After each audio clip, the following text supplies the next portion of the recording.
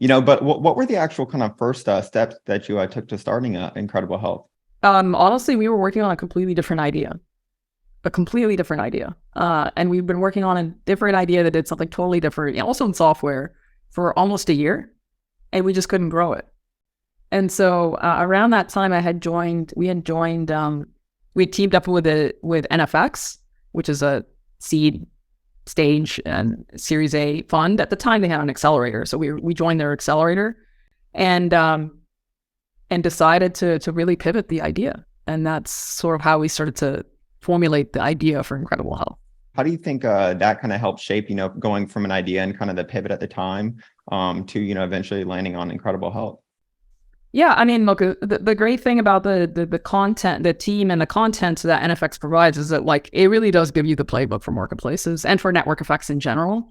And I mean, many people here probably have read their network effects Bible, and maybe you've heard, Pete Flint and James Currier like speak, and they're like the OGs, right? Like, they've been doing this stuff since like the late 90s, and so learning from them just allows us, everyone on this call, including myself, to just leapfrog and like skip a bunch of steps, right? And like avoid a bunch of mistakes. Because, and so, we went through a very robust like ideation exercise where we had like 100 different ideas of what we wanted to pivot to for a variety of reasons. And we really put together like a sort of a decision-making framework or an ideation framework on how to assess the ideas.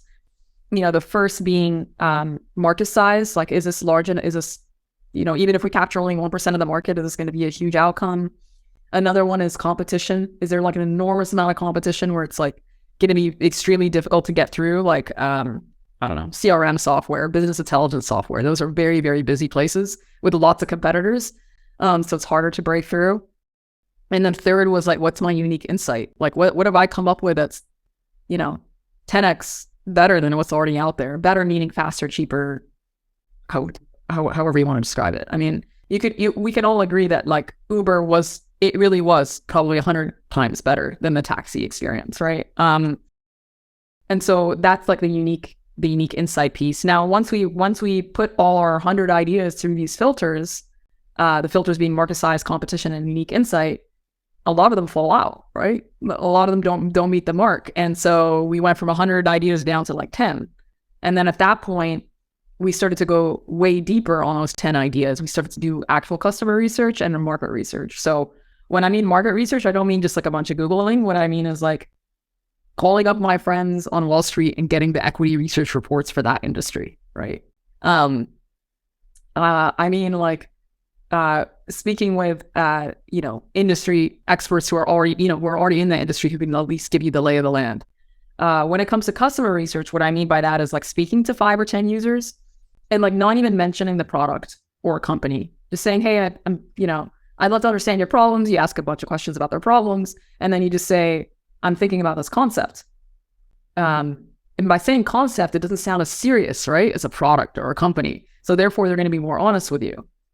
And what you're looking for, actually, when they answer is their emotional reaction. You don't really care that much about the content of what they're saying, but like how they react. If they're like, yeah, that sounds good, and you've considered XYZ, probably means you're on the wrong track.